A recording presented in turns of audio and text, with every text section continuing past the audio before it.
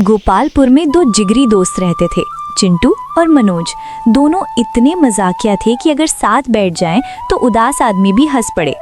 चिंटू की आदत थी बिना बात के जोक मारना और मनोज हर जोक पर ऐसे हंसता जैसे पहली बार सुना हो। दोनों ही बहुत ईमानदारी और दयालु थे। चिंटू बचपन से ही अनाथ था और मनोज का परिवार बोले तो उसकी माँ। मनोज देख, आज मौसम कितना अच्छा लग रहा है। मन तो कर रहा है घर न जाकर यहीं पर सो जाऊं। तू एक काम कर, घर पर जाकर बेडशीट ले आ, यहीं पर सो जाते हैं। क्या बेडशीट चाहिए तेरे को? मैं यहाँ से 400 मीटर जाऊं सिर्फ तेरे लिए बेडशीट लाने के लिए? कुत्ता या कुक्कुर समझ रखा है बे नल्ले। इसमें पूछने वाले कौन सा बात है? तू मेरा कुत्ता है और कुत्ता होकर हमेशा रहेगा। और रही 400 मीटर की बात, 4 पैर में दौड़ेगा तो 400 मीटर रास्ते को 10 सेकंड में पार कर लेगा और बेडशीट को यूं ही ले आएगा। अबे बूढ़े शकल वाले, तेरे को कौन भला बातों में हरा पाएगा? मम्मी बोल रही थी घर में कुछ काम था, मैं जा रहा हूँ, कल मिलता हूँ। और हाँ, कल कुछ अच्छे जगह पे घूमने के लिए जाएंगे। उस दिन मनोज की माँ की तबीयत बहुत खराब हो जाता है और कुछ दिन के बाद उसकी माँ का मौत हो जाता है। हे भगवान, आखिरकार तुम मेरे साथ ये क्यों किया? मेरे माँ ही था जो मेरे ख्याल रखता था, लेकिन तुम मेरे माँ को मेरे से छीन लिए। अब मैं क्या करूं? बताओ भगवान, बताओ। तू रो मत मेरे दोस्त, मैं तेरे पास हूँ। मेरे को देख, मैं बचपन से अनाथ हूँ और भगवान ने तेरे जैसा मेरे को एक अच्छा दोस्त दिया है जो मेरे को अकेला जीने का रास्ता दिखाया है। और आज तू रो रहा है, तू रो मत मेरे दोस्त। 10 दिन के बाद गांव का एक बूढ़ा आदमी मनोज और चिंटू गांव के बीच में आग सेक रहे थे। जब से माँ इस दुनिया से गया है तब से अकेला अकेला लग रहा है। एक वही था जो मेरा ख्याल रखता था। अब तो घर का सारे काम मेरे को ही करना पड़ता है। हाँ यार, मैं समझ सकता हूँ, लेकिन हम क्या करें? भगवान जो तेरा भाग्य में लिखे हैं वही होगा। लेकिन तू चिंता मत कर, मैं तेरे पास हूँ। अरे क्या मेरे को दुख की कहानी सुनाए जा रहे हो? मेरे बात मानो तो तुम पहले जाकर शादी कर लो। बूढ़ा होने के बाद शादी करोगे क्या? बूढ़ा आदमी का ये बात सुनकर चिंटू और मनोज सिर्फ आपस का मुंह देखने लगते हैं। कुछ दिन के बाद मनोज और चिंटू शादी कर लेते हैं। मनोज का पत्नी थोड़ा अमीर था, इसीलिए वो मनोज को दहेज में कार दिए थे। और चिंटू का पत्नी सदा, सरल और बहुत ईमानदारी, और मनोज का पत्नी बहुत अहंकारी था। मैं बोल रहा हूँ कि हमारा शादी की खुशी में हम एक पार्टी देंगे। पहले हम एक होटल बुक कर देंगे, फिर वहाँ पर हम 1-2 गेट बनाएंगे, एक वीआईपी लोग के लिए और एक गरीब लोग के लिए। क्या बोलते हो तुम? वो सब तो ठीक था, लेकिन हम गरीब लोग के लिए अलग रूम बुक क्यों करेंगे? वो सब हमारे साथ भोजन करेंगे, ठीक है? अच्छा ठीक है। तुम पहले जाकर सबको हमारा पार्टी के लिए कार्ड देकर आओ, और हाँ, कार्ड देकर आने के बाद हम होटल बुक करने के लिए जाएंगे। अच्छा ठीक है, मैं जाकर सबको कार्ड देकर आता हूँ। और हाँ, मैं तुमको दिखा दिया है ना वो मेरा दोस्त का फोटो, पहले मैं उसको बुलाने के लिए जा रहा हूँ।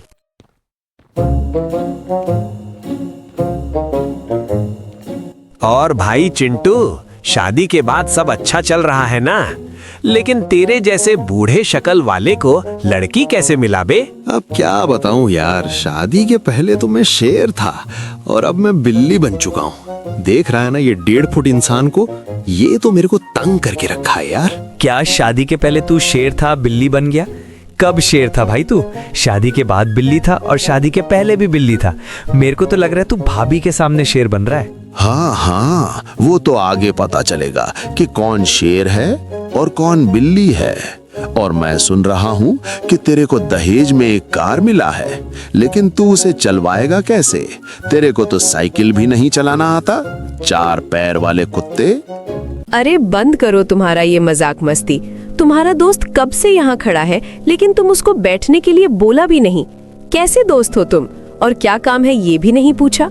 दरअसल भाभी, मैं शादी की खुशी में होटल में एक पार्टी रखा हूँ, इसीलिए मैं यहाँ पर आया हूँ तुमको बुलाने के लिए।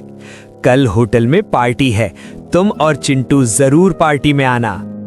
वो सब तो ठीक है, लेकिन तुम तो इनवाइट कार्ड लाना ही भूल गए और हमको पता तक नहीं है कि कौन सा होटल पर आप पार्टी कर रहे हो। अरे भाभी, मैं अपना लोगों के लिए कार्ड नहीं लाता हूँ। और रही होटल की बात, यहीं पास में एक होटल है, वहीं पर पार्टी रखा है। वो होटल चिंटू ने देखा है। अब मैं आता हूँ भाभी, कल तुम जरूर जाना।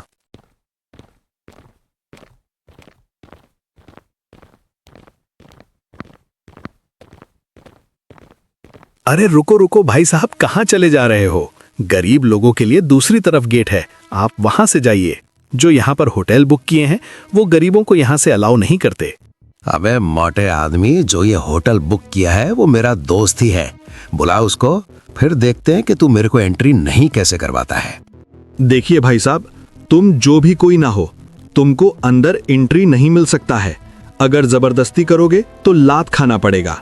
अबे मोटे भालू, लात मारने के लिए पैर भी उठेगा तेरा। बाहर इतना हल्ला गुल्ला सुन के मनोज का पत्नी बाहर आता है। क्या हुआ सिक्योरिटी? यहाँ पर हल्ला क्यों इतना हो रहा है? और ये भिखारी कौन है? तुमको बोला था ना भिखारी लोग को दूसरे गेट से भेजना है। मैं कोई भी कार्य नहीं हूँ, मैं मनोज का दोस्त चिंटू हूँ।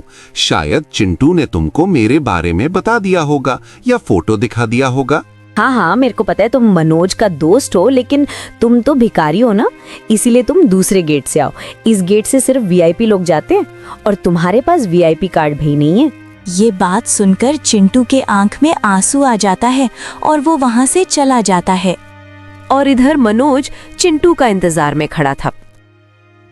अरे ये चिंटू का क्या हो गया जो इतना देर हो गया और वो नहीं आ रहा है? मैं तो होटल के बारे में बता दिया था। उस वक्त मनोज का पत्नी वहाँ पर आ पहुँचता है। क्या हुआ जी, तुम इतना चिंतित क्यों लग रहे हो? तुमको देखकर लग रहा है कि तुम किसी को ढूंढ रहे हो। अरे देखो ना भाग्यवान, मेरा दोस्त चिंटू यहाँ पर नहीं आया। मैं तो उसको होटल का लोकेशन बता दिया था और ऐसे भी होटल यहाँ पर है, उसको पता है। अरे क्या तुम उस चिंटू के पीछे लगे हुए हो? वो यहाँ पर आया था लेकिन मैं उसको भगा दिया क्योंकि वो फटे कपड़े में था। क्या तुमने उसको भिखारी बोल के गेट से ही निकाल दिया? वो मेरा बचपन का जिगरी दोस्त है। मैं तुमको छोड़ सकता हूँ लेकिन मेरे दोस्त को नहीं। अभी के अभी उसके पास जाके माफी मांग के तुमको आना पड़ेगा। चलो मेरे साथ।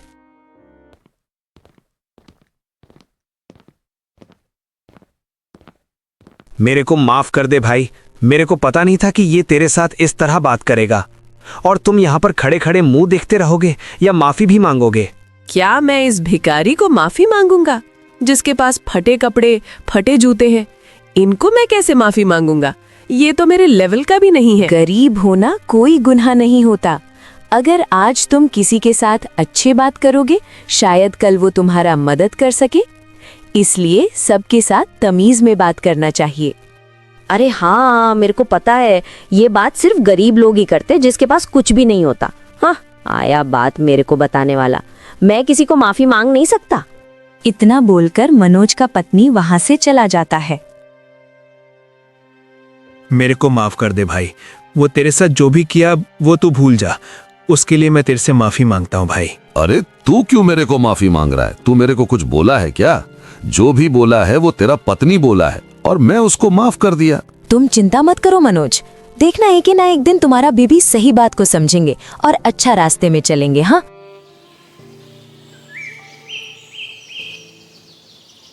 एक दिन मनोज का तबीयत बहुत खराब हो जाता है। देखो, मनोज का तबीयत बहुत खराब हो चुका है और इनका इलाज यहाँ पर नहीं हो सकता है। इनका इलाज के लिए बड़े हॉस्पिटल जाना पड़ेगा। अगर जल्दी इलाज नहीं हुआ तो कुछ भी हो सकता है। हे भगवान, ये क्या हो गया इनका? इलाज के लिए तो बड़े हॉस्पिटल जाना पड़ेगा और मेरे पास कोई भी नहीं है मदद के लिए। अब मैं क्या करूं? इनका इलाज के लिए इनको बड़े हॉस्पिटल कैसे ले जाऊं? उसी दिन चिंटू उसका खेत में काम कर रहा था। फिर उसके पास एक बूढ़ा आदमी आ पहुंचता है। अरे बेटा चिंटू, मैं सुन रहा हूँ कि मनोज का तबीयत बहुत खराब है और उसको इलाज के लिए बड़े हॉस्पिटल जाना पड़ेगा। तो उसके पास नहीं गया है क्या? बूढ़ा आदमी से ये बात सुनते ही चिंटू दौड़ दौड़ के मनोज के पास जाता है। मनोज का क्या हुआ भाभी?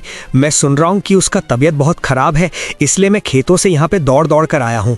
क्या हुआ भाभी मनोज का? अरे क्या बताऊं चिंटू, उनका तबीयत बहुत खराब हो चुका है, इसीलिए उनका इलाज के लिए उनको बड़े हॉस्पिटल जाना पड़ेगा, वरना कुछ भी हो सकता है। अच्छा ठीक है, अगर ऐसा बात है तो मैं एम्बुलेंस बुला लेता हूँ। हम अभी मनोज को इलाज के लिए बड़े हॉस्पिटल ले जाएंगे।